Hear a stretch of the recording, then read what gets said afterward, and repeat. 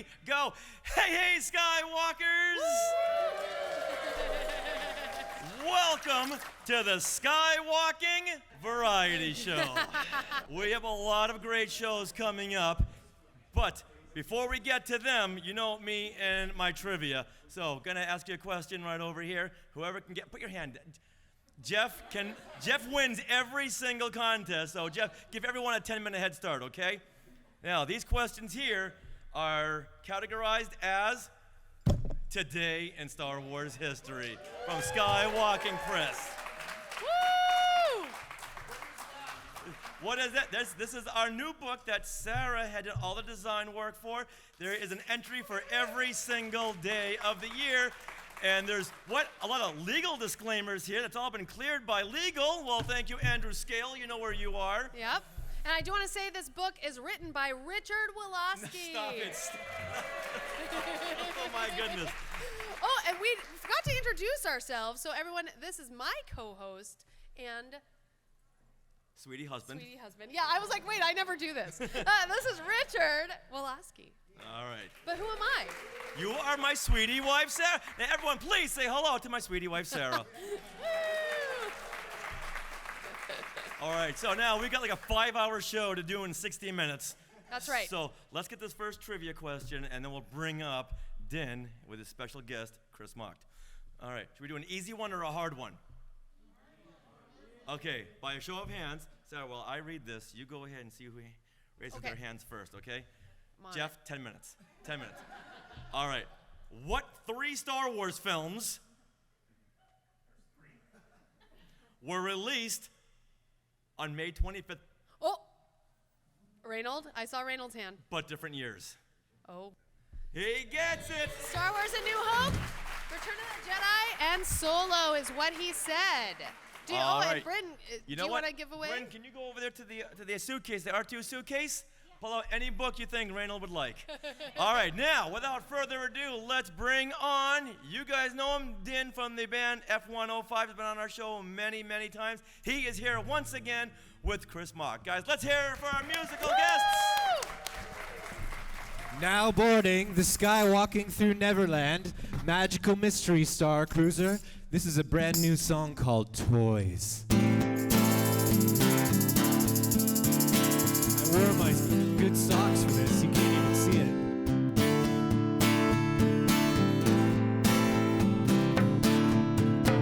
Transfer my memories into a screen. I'll be a child again. Just let me dream. And as a monkey swings from tree to tree, we keep reaching for more without thinking about anything.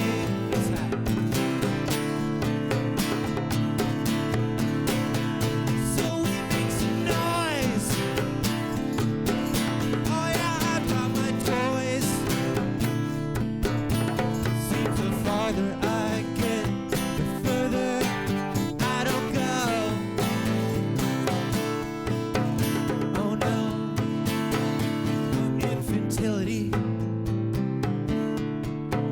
nubile audacity, or on the nestling tadpole of anti-autonomy.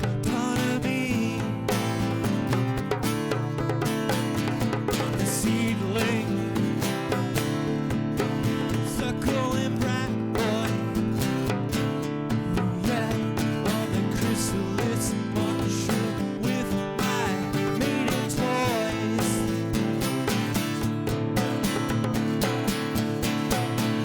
So we make some noise. Oh yeah, I've got my toys. Seems the farther I get, the further I don't go. Oh no.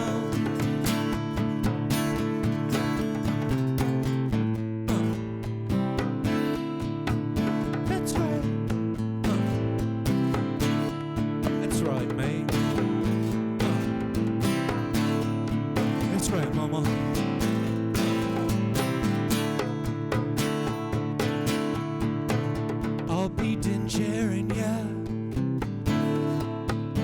you be Luke?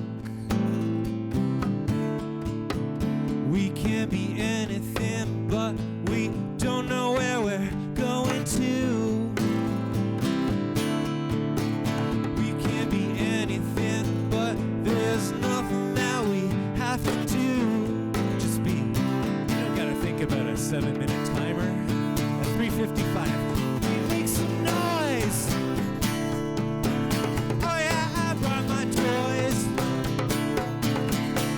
Seems the farther I get, the further I don't go. So we make some noise. I brought my toys. It seems the farther I get, the further I don't go. It seems the smarter I get, the more I know I don't know.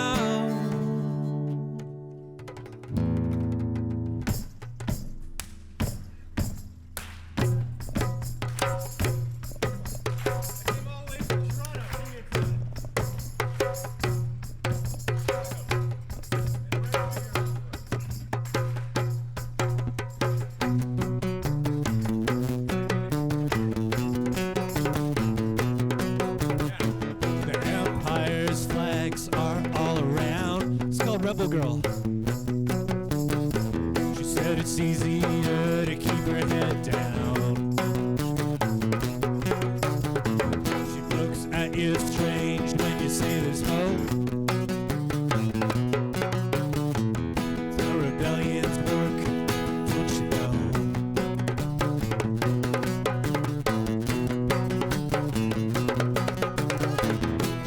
Rebel girl, rebel girl, rebel girl.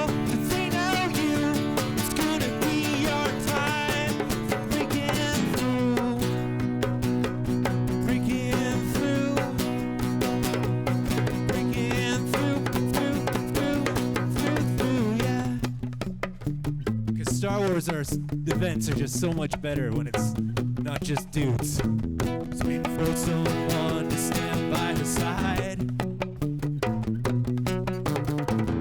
We have a world where we wanna hide. In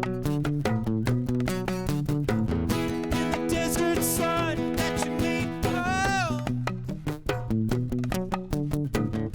And all your life you felt so alone. So alone, alone, alone, alone. Rebel girl, rebel girl, rebel girl. If they know you, it's gonna be your time. Breaking through, breaking through, for breaking through, yeah.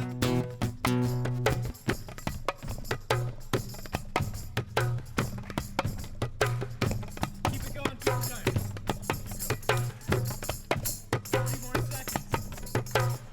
You can do it. Rebel girl, keep going. Rebel girl, rebel girl. If they know you, it's gonna be your time. Breaking through, breaking through, breaking through,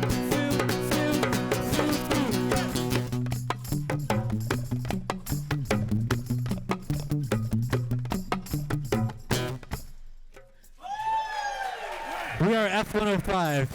You can hear Toys on the new EP F105 3 out today wherever you get your audio. Ding, everybody, Chris Buck from Machtails.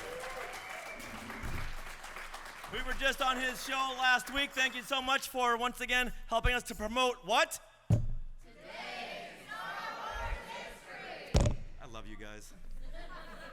All right, in a couple of seconds, we're going to have the Max EFX Podcast. Anyone here work in the film business? Kind of one over here. All right, then you're going to love this because Max and Kevin, every show, break down a film that Max has worked on. Star Trek films, Beetlejuice, so many. and he's going to talk. I'm not going to spoil it, okay? I'm not going to steal his thunder. So right now, I'll get another trivia question here for you, okay? In January 1987, the Darth Vader ballet was included in the opening ceremony to what Star Wars attraction? Mr. Alan Sanborn? That is correct. Come on over here. Come on, I'll get it there, Come on over. Oh, I can do it. Yeah, Sarah, would you please get him a prize right over there? While you get your prize right over there with Sarah, my sweetie wife, I here am now so proud to have with us Kevin Toft and Master Com himself, Max Cervantes. Guys, let's hear it for the Max EFX Podcast.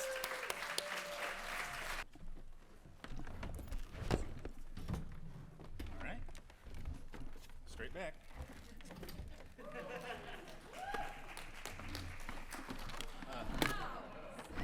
Actually, Ernie, if you're going to get one of these, I'm going to release your face, Max. Okay. You want to see what he looks like? It's not pretty. He didn't want to use magnets. All right, for those of you who don't know, who here is a reader of classic Marvel Star Wars comics? Okay, go. All right, in one of the big first story arcs, there was a No, droid you gotta show them how. You got to pull this all the way named out. Master Com. Okay. And this is him right here. This is one of the Pins. deepest cut Whoa. Star Wars cosplay outfits you will ever seen. Do you recall the whole arc with the wheel, the big See it down Cloud there? City type of Okay, you're clear, Max. establishment? Ta-da. And there he is, Max Cervantes.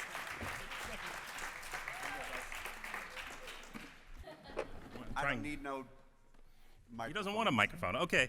Well, what we do here, I'm going to tell you a little bit about the Max EFX Podcast. What we do is sometimes we talk about Max getting started in the industry, what it's like answering questions for people that are interested in doing this kind of work, practical effects, as you can see here.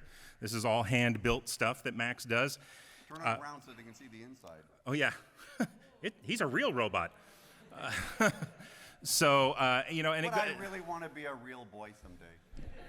it's wide-ranging because sometimes we're talking about how he got started, how you could get started, and sometimes we're talking about stuff he actually built, such as one of the most famous things that you might know in this room would be the circus hat from Beetlejuice. Yeah. Max built the entire thing and operated it on stage. So the next time you see Beetlejuice, when he appears in the carousel hat getup, just remember, in that shot, I'm actually laying on the floor at Michael Keaton's feet with the control box operating it while he's being lifted up through the set on a little hydraulic lift. So I've shattered the Hollywood illusion for you. And this is what we talk about on the show. Max has worked on recently the latest Jackass movie. There was a Katy Perry Japanese commercial for their equivalent of like Febreze. But it was this really elaborate thing where Max had to make a chair dance, a hat dance. I had to make the company I work for is Vision Scenery. They're up in the San Fernando Valley. And my shop manager is a wonderful guy named Carl Horner. And we were tasked to build certain props for this Katy Perry commercial, which was a dancing washing machine, a dancing chair, think Cherry from Pee-wee's Playhouse, and a dancing trench coat hung on a old-fashioned coat rack. And not every day you're asked to make a coat rack and a trench coat dance. So I made this flat, sort of like a marionette. Originally thinking we were going to film this on a soundstage where I'd be up ahead, up above in the fly, up by the lights, and the wires were just coming straight down. About 4 days before we were going to go shoot the commercial, I was told, oh no, we're shooting this in a real mansion up in Beverly Hills. And I'm like, oh boy, how am I going to do this when there's now no open ceiling? And so I came up with an idea of having the monofilament going up through a set of eye hooks, over to the left to one side, and then down through another set of eye hooks, and with me about 15 feet out to one side so I'd be out of camera range. And so I went on set since I built the rig, and I was the on-set puppeteer for that commercial as well. And in the realm of Star Wars, Max did a Pepsi commercial with Peter Mayhew, our favorite Wookiee. Yep. This was while they were making the prequel trilogy, and the commercial was shot over at Universal Studios on Soundstage 11. And it was just a 2-day shot. The company I was working for at the time had built the set, which was a diner, like a roadside diner out in the middle of nowhere, like between here and Vegas or something. And the shot was, there's Chewbacca, Peter Mayhew, then there's Yoda, who was added digitally, but they brought the original Yoda puppet that had been built for episode 2 as a lighting reference, and then the young man who was going to be in the commercial. And I, again, was the puppeteer on set, and so I really was, though, this time, up in the rafters. And I had to fly in on wires, good old-fashioned marionette tricks, a real dinner plate full of real food, and a Pepsi can. The Pepsi can was real. I had drained it full of its soda so it wouldn't leak and be sticky and a mess. And I filled it full of sand and nuts and bolts so it would have weight. And then it was rigged with 3 wires so I could float it into the shot. And then digitally, they then erased the wires for the shot. And it's basically a case where Yoda and the young man are fighting using the Force to get the plate of food and Pepsi to come to them. And eventually, of course, Yoda wins.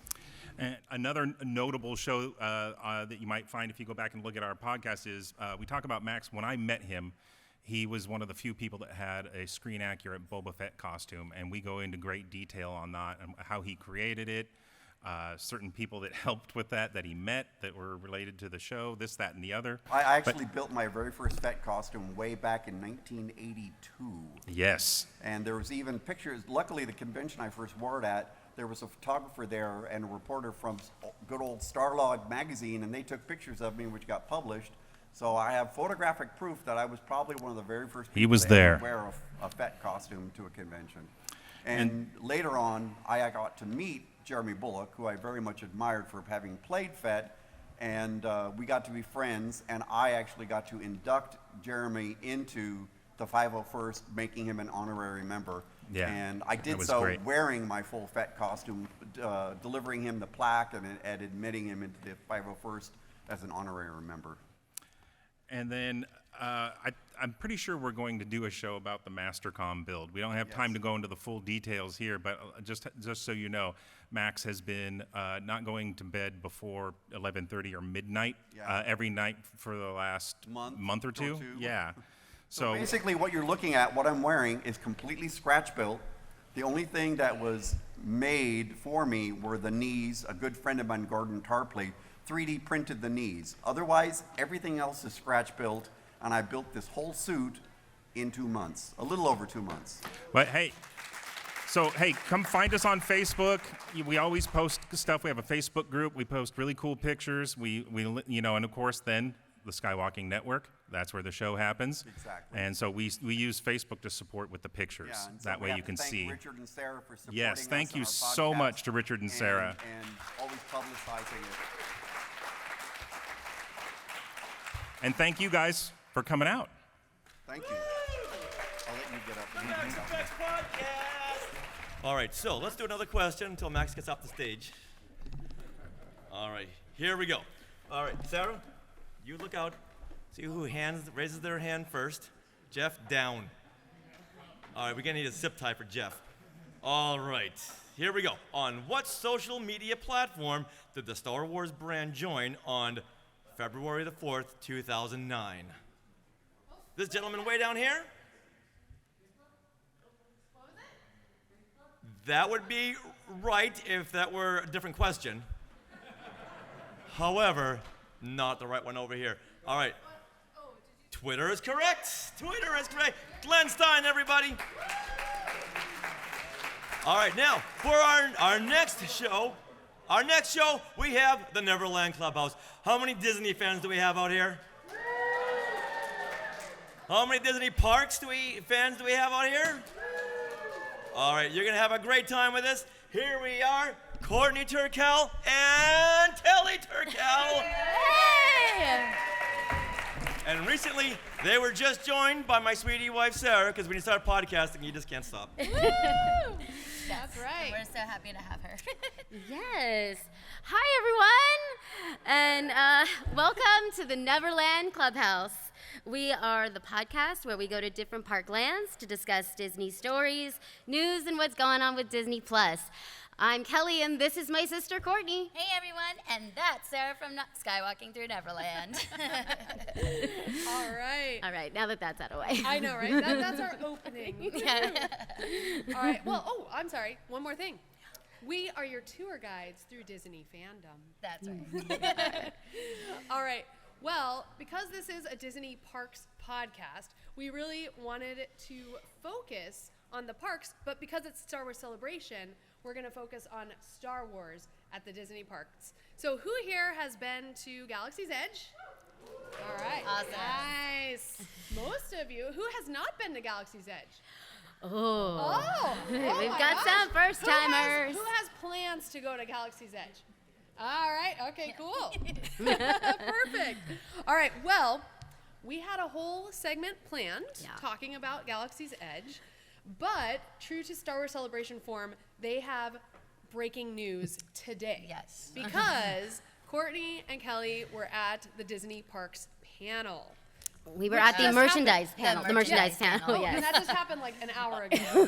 So we are going to talk about it because they learned some really cool things. So would you guys like to start out? Yeah, so the panel itself was hosted by Amy Ratcliffe, and she had 4 Disney Parks Imagineers from Parks Consumer Products, and they were talking about all of the new merchandise that they're going to be having out in the next year or so. We're starting with tonight for the Star Wars After Dark event. Who's going to that? Awesome. Yes. Well, the thing is they have new merch for tonight that wasn't there. at I've the got other some 2. exclusives for you. Yeah, so it's going to be called the Twins Moons Eclipse line, and it's 2 shirts. There's a women's cut and a men's cut, and then there's a pin. So that's finally ready. So it'll be there tonight. And the Twin Suns Eclipse is like, what The colors moons. are The they? moons. Yeah. It's red. Yeah, it's red. Red. Red. Ooh, They're red. Okay. Amazing. Let's see. And so when they showed you, did they show you some of the products on stage? Or is it Mostly pictures and Mostly concept pictures. art. Yeah. Yeah. There was one thing that they did show us. They showed us a little frog thing from the Resistance that's going to be new at the creature stall. You guys, what is it called? Borg, yes. The Borg. So that's going to be Borg? coming to the creature stall. Borg. Okay. Borg. And then also from the book that Amy Ratcliffe wrote, a fairy is going to be coming as well. Ooh, a Star Wars fairy. Yeah. I love it. And who loves lightsabers? Because a lot of lightsabers are coming to the Savis. They're getting all new parts. There's not a lot of scrap anymore, so they got to get new scrap. Oh, So that's they're updating the lightsabers. They're starting with the power and control one, so you'll be able to get new ones for that. yeah. So there's going to be new parts? New parts. For the power and control? Yes. And they'll be updating the others as well.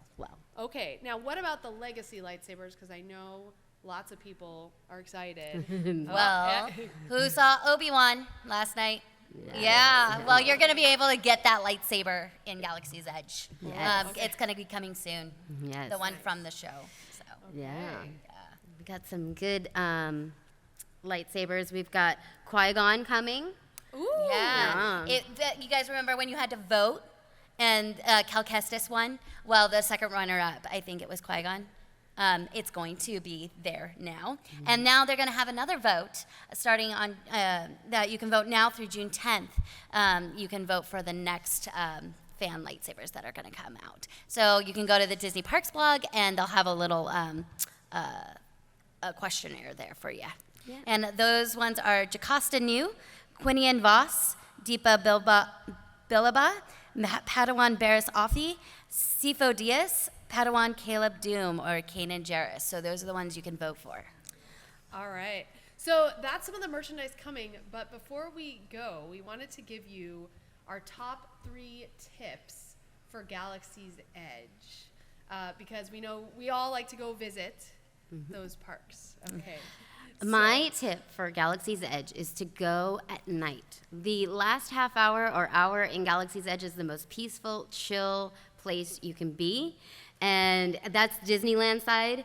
And if you want a totally empty Galaxy's Edge, go at night. Yeah.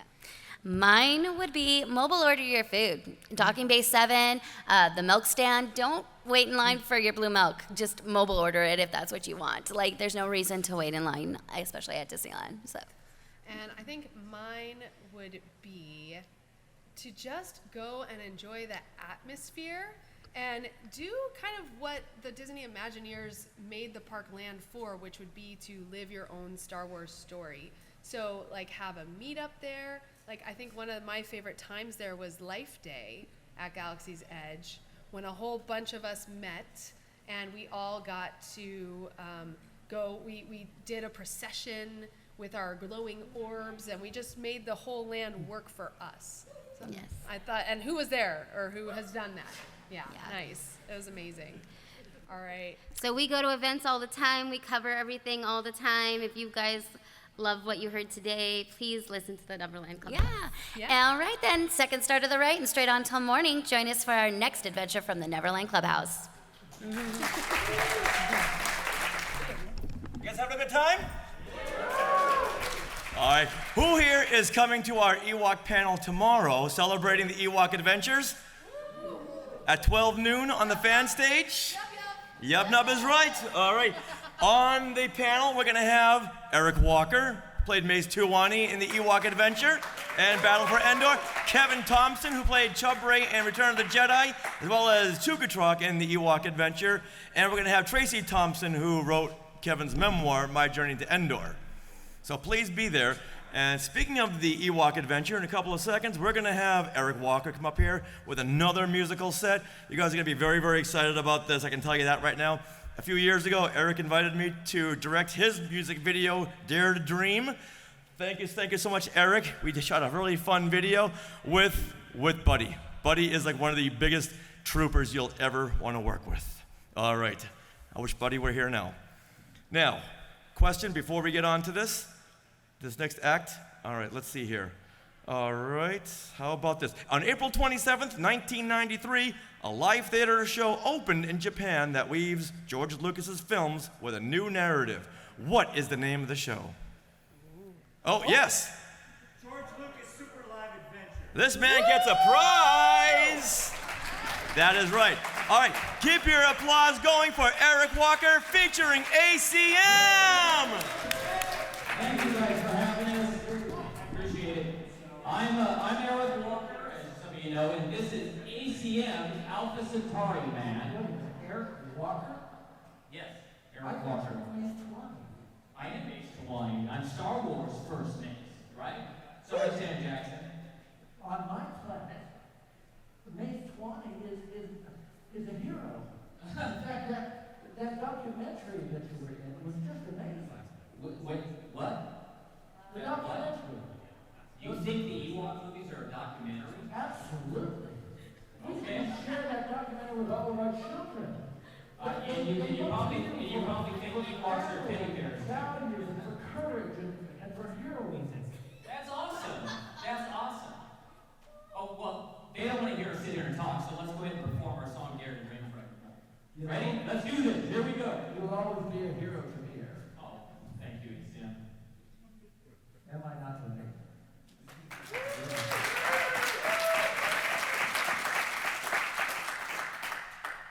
Here we go. Why are you just sitting there? What's your problem? Are you scared? Everything is magic here. We make it up out of thin air. Nothing's complete. Nothing's concrete. Sweet or sour is what we make. The question is the answer to most everything. The Wookiee, Han, and Luke would sit back and wait. Come on, it's not too late. Clap your hands, stomp your feet, shake your hips, and repeat. Feel the rhythm and the beat. Stroke your hair, kiss the air.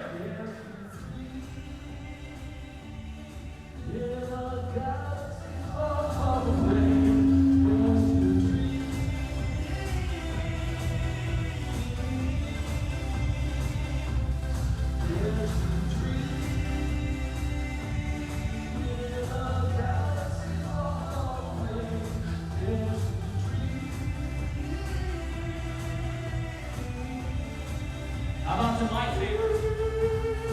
ACM. Here's Cal Kestis lightsaber. Let's go. Oh, yeah.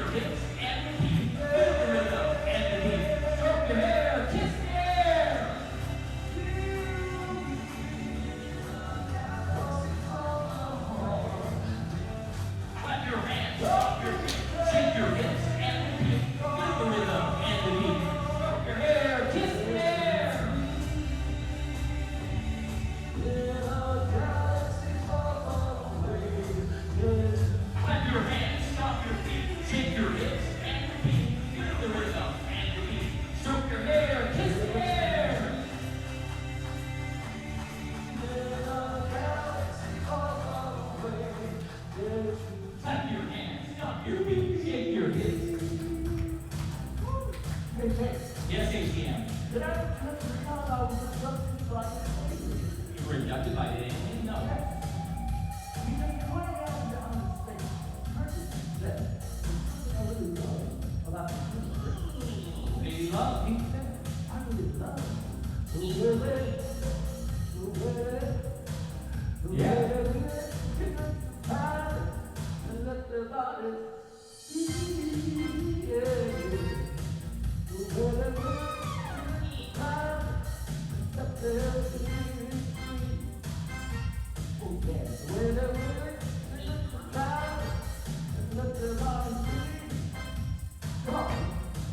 The way they work, pick up the time and let their spirit free. Okay. You know, yeah.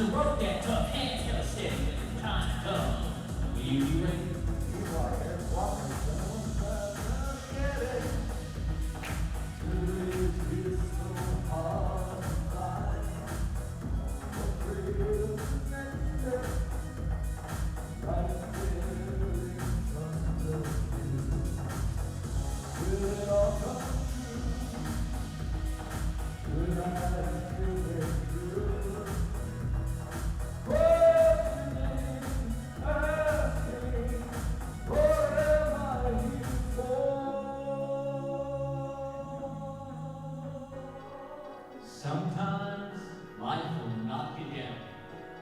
But it's what we do in those moments when we're being tested and we follow what our heart is telling us to do. Remember, never give up. You've got this. All right, guys. Woo! Thank you guys for having us. Eric Walker featuring ACM! Yeah. Woo!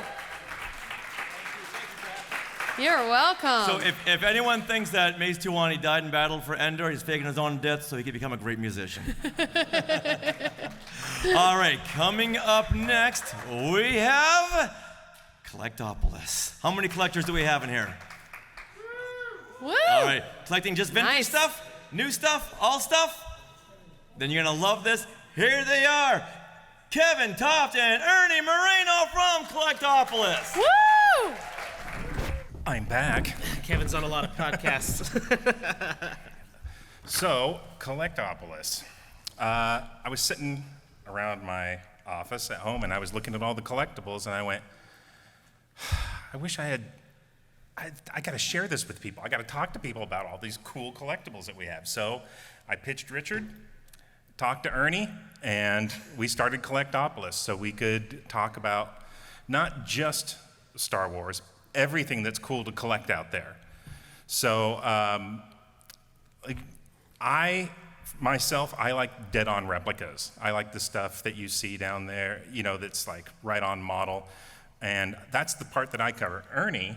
I'm more of a vintage video game collector, like Odyssey, Nintendo, Sega, all the way back to like 3DO kind of stuff. It's all that vintage video game stuff that we didn't know that we were supposed to start collecting back then, and now it's so precious to us. And why don't you give them a little background on yourself, Ernie? I started my career in graphics design and all that stuff at G4, so I got a little bit of nerd credit. Been coming to these kind of conventions for a long time, but been working a lot in the entertainment industry for like 14 years, but never had the pleasure of working with Kevin until just a couple of years ago. Boy, we tried though. We tried a whole lot. It was like every time he got to a job, I joined and then he left. I was leading the way. Exactly. And a little bit about me, I'm also a graphic designer. I've worked in video game industry. I was on launch team for the PS1, currently just a graphic designer and ultra fanboy. So we have a few shows. Now it's a YouTube show, right? We're gonna talk about collectibles. We didn't think it would work as a podcast because there's too many visuals with it. So it's on the Skywalking Through Neverland YouTube channel, just so that it all makes sense, right?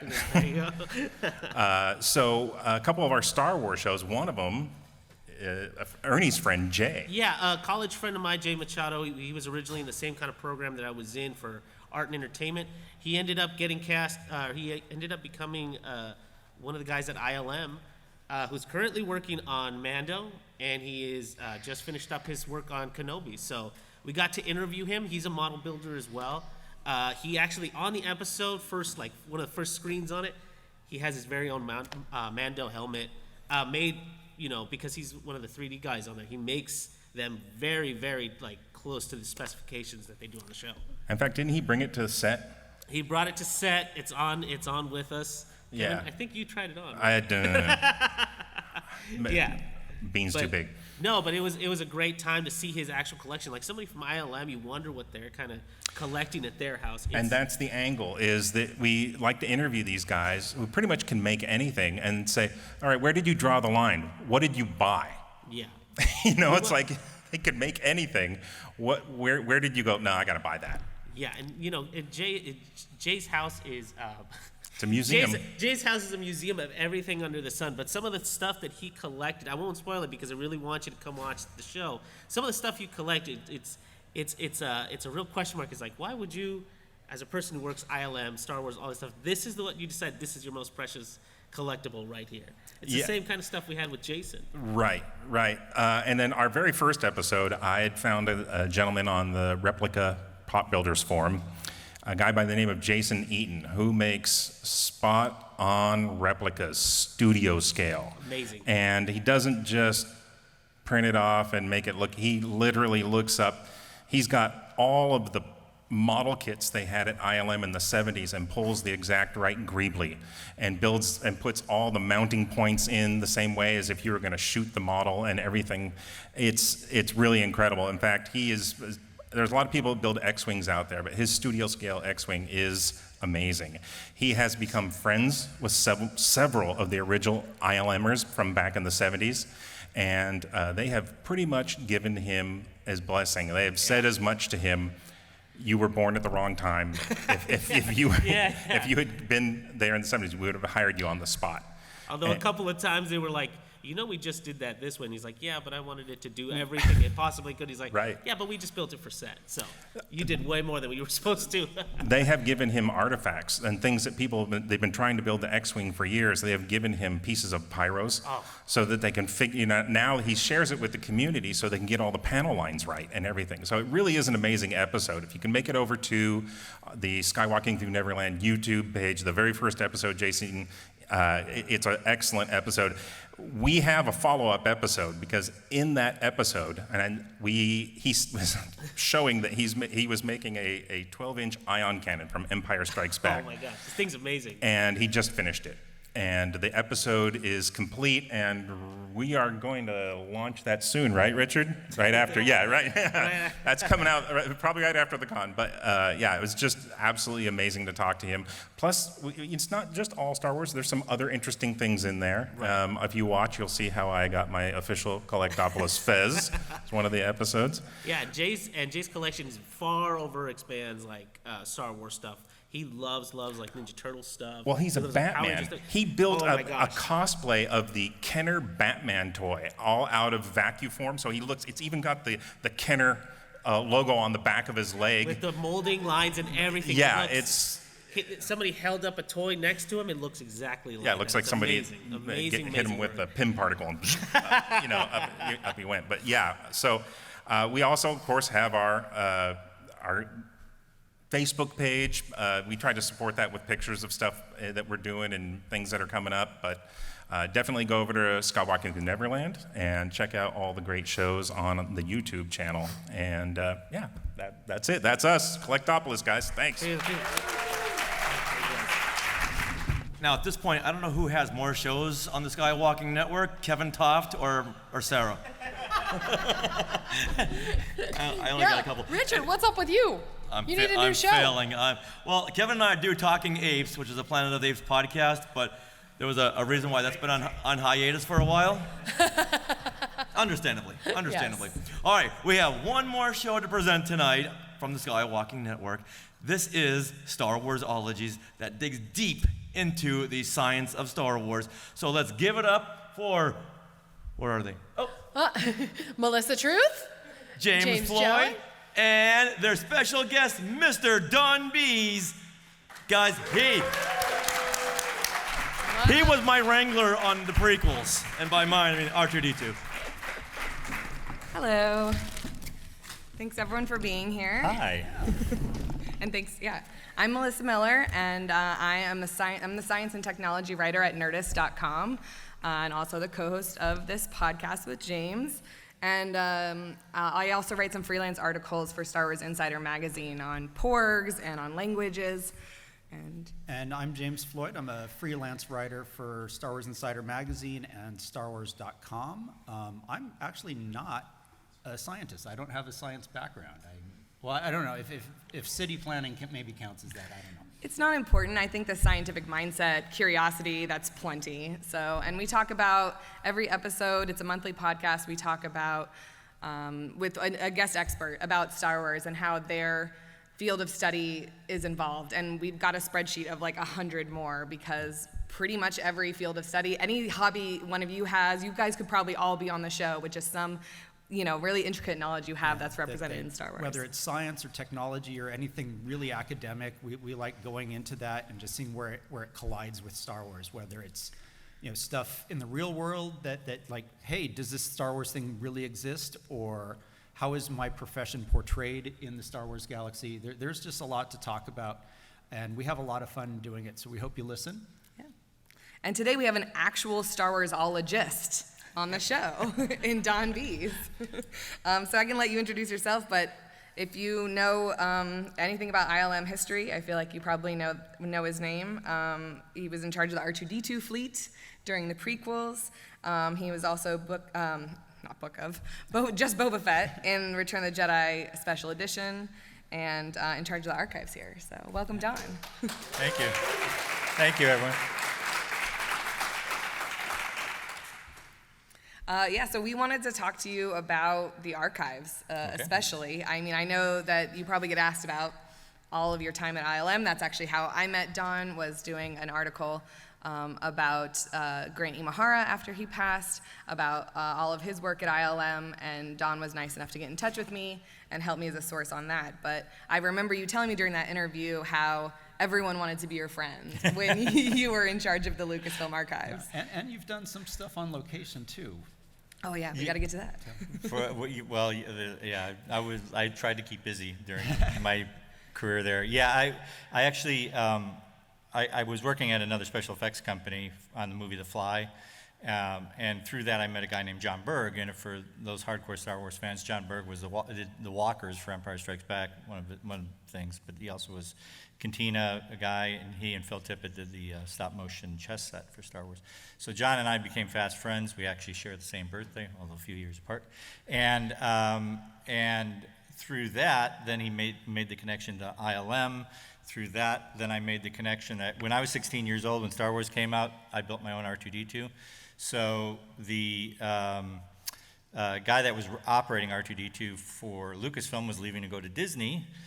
Odd how this all turns around again. Recommended me for the job. And so I auditioned to be R2-D2, and then I did all the... If you ever saw R2-D2 during the late 80s into the 90s, it was probably me. Did you have to make the sounds as part of the audition? No. I just had to not run over anybody. But my first day on set was with George Lucas, Peter Mayhew, Anthony Daniels, and a different guy playing Darth Vader. And it was for a Japanese commercial, and I ran over George Lucas's foot. And, but they kept me, so that's okay. So anyway, that led to me cleaning out the archives for 2 weeks. I don't know if any of you remember, back in 1988, there was in Marin County, where Lucasfilm is located, every year they have a big county fair. And that year, Lucasfilm decided to put on a big display at the county fair.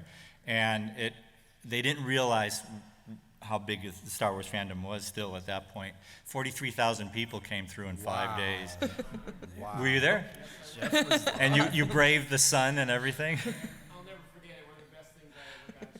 That was the coolest thing. That I was there for all 5 days. It was so cool. The poor people were just dying out in the sun. I had 4-hour waits or something like that to get in. We were not prepared for the crowd. We had people flying in from Europe.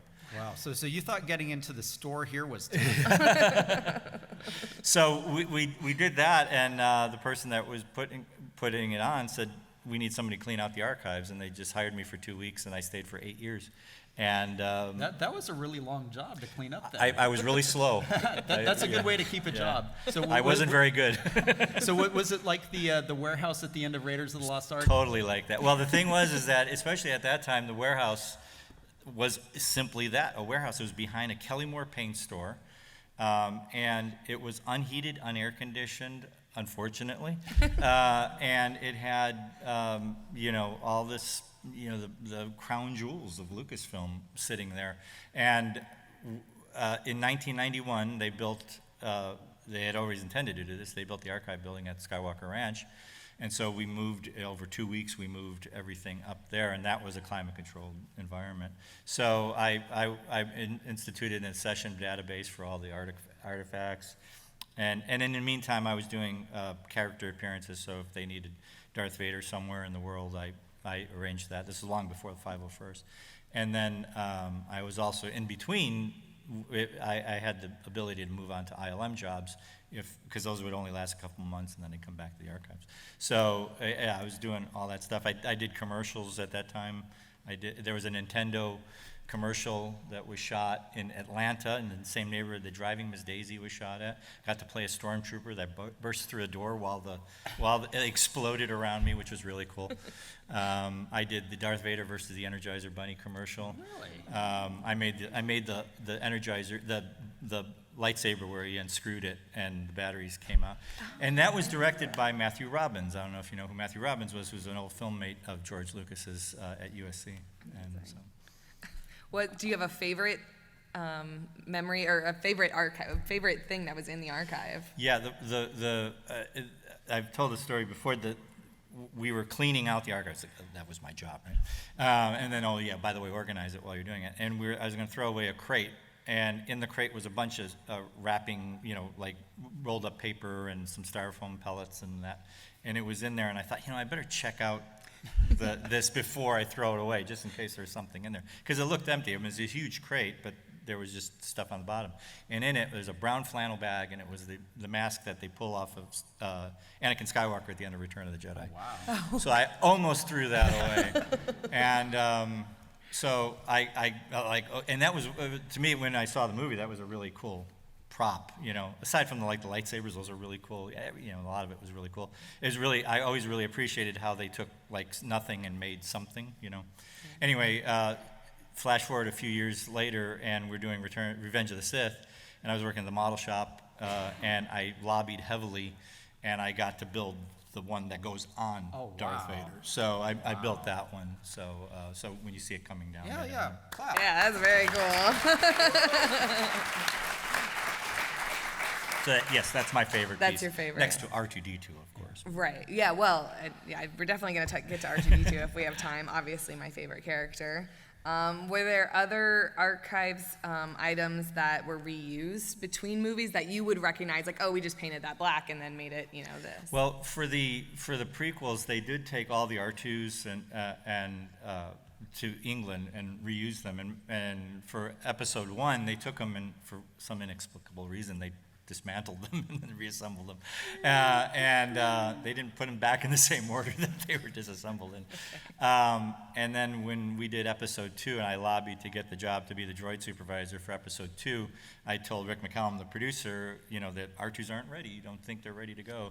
So we took all those R2s, and the majority of them were the R2s from A New Hope all the way through Empire and Jedi, because there were aluminum ones that were made for A New Hope. And we reused them in the prequels. So a lot of those R2s that you see in the prequels are 20-year-old R2s at that point. Okay. So now they're in museums. There's one in the Academy Museum here. So. Oh, very cool. And then some items were reused maybe for personal use, the superhero party and things like that. Did you guys ever let that happen? I didn't do that, but one day when we had a big exhibition that was going to Japan in Tokyo in 1993, and so I had a small crew of ILM model makers up at the ranch, and we were restoring items, and we decided to have dress-up day one day. Yeah. So I hired a woman to be my assistant, for office work and stuff, and so she put on the Willie Scott dress, and I put on the Indy tux, and we posed like prom pictures. So. Yeah, okay, that's pretty cool. But I didn't take it away. It's still there. That's great. Well, no time for love, Dr. Jones. I knew you'd have some sort of reference, There James. we go. Yeah, so Star Warsologies, like we said, we put it out every month, sometimes even a little sooner. Our next 2 episodes are going to be our panels here at Celebration. Tomorrow we're doing the science of Attack of the Clones. We're going to have Fawn Davis, who is a prequel model maker, as well as an astrophysicist, a geologist, a psychologist, and I know I'm forgetting somebody. I should have been ready for that, yeah. All right. Some other type of ologist. Some other type of ologist, and then also me. Right. And then on Sunday. On Sundays, the panel is called Galactic Critters, Big and Small. And I'm a biology-minded person. I have always wanted there to be a Star Wars nature documentary. Yeah, she's the porgologist. Porgologist, there you go. And I've always wanted there to be a nature documentary, and no one has put one out, so I decided to make one myself. And we're going to be showing the nature documentary for Star Wars on Sunday at 2 p.m. On the university stage. And then I've got a whole panel of experts to talk about things as well, too, some tie-ins to real-life critters and stuff like that. Because that was something that Fawn actually shared with us on a past panel, that George Lucas had said everything should sort of be recognizable within a few seconds. And that's really how I got pulled into this, as I saw porgs in The Last Jedi, and I was like, oh, my brother's an ornithologist. Those are clearly, seabirds that are nesting there, and, those sorts of things. And that was the first article I wrote for Insider. So just those little sort of tie-ins and why we recognize things, and it's a good way to learn about amazing creatures we have here on planet Earth. So yeah, hopefully you'll come to our other panels too. And if we have more time, we can keep talking about R2-D2. Oh, I was going to say just some of our past episodes that are some of our favorites. We had a guy who makes prosthetics, and he got into making prosthetics because of Luke's bionic hand. Right. So it was a mind-blowing episode for me, because that was a field I knew nothing about, and it was really, really amazing what we learned. There's a leading robot technologist at MIT, Cynthia Laurent. Anyway, she got in because she saw C-3PO. So, yeah. And it was exciting for her to meet Anthony Daniels. So. Yeah, no, I love that kind of full circle stuff, because then this guy, Jerry Stark, was making hands closer and closer to what we see in the Bionic hand in Star Wars. So it's, the same thing with like Star Trek. You always hear about the tricorder, I feel like, in Star Trek, but that same thing is happening in Star Wars technology, and I just love that. Yeah, we've had, our most recent episode was economics. We talk about the taxation of trade routes and outlying systems, and that's actually a really interesting topic to talk about. And we've also talked to military historians, geologists, astrophysicists. What other types of specialties have we gotten into? Oh gosh. Don't bring this next up with me, sorry. Like, yes, we had economics. We talked to a Catholic priest about religion, and that was really interesting. We had a wildlife biologist. Right, yeah, lots of biologists. Whenever I'm in charge of booking, we just get different type of biologists. We had an extremeologist, someone who studies life in Antarctica and in the deep sea. And the conservation biologist was great. You talk about Alderaan and stuff like that. Obviously, big mass extinction events, those sorts of things happen on Earth. Yeah. It's interesting. So we talk about lots of cheerful subjects. Right. There are, yes, positive messages always. Yeah. How's our time? And we're really grateful to the Skywalking Network for putting us on. We just started a Facebook group just so we'd have one to talk about here at Celebration. Right. We love hearing what our listeners say. We love getting suggestions for new episodes. If you can connect us to an expert, or you are an expert, please talk to us. Yeah. We have a whole bunch of pins we want to give away. Yeah, I have here. buttons for. So we've got lots of cool out. buttons. And come check us out. We do have a YouTube. It's basically just we show slides of what we're talking about. Just mostly little slides from the movies, but really we're just a listening podcast. Yeah.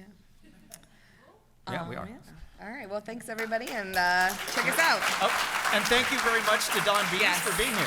Thanks very much, Don. Melissa Cruz, James Lloyd, and Mr. Don Bees, thank you very much for being here. Thank you. Good job. Everyone, thank you so much for coming out here for the Skywalking Network Variety Show. It really means a lot that you guys are really supporting us. We really appreciate support the book, support the YouTube channel, and the podcast. Thank you to everyone. Thank you very much. Have a good night. And always remember, Neverland on Alderaan. We'll see you at Disneyland.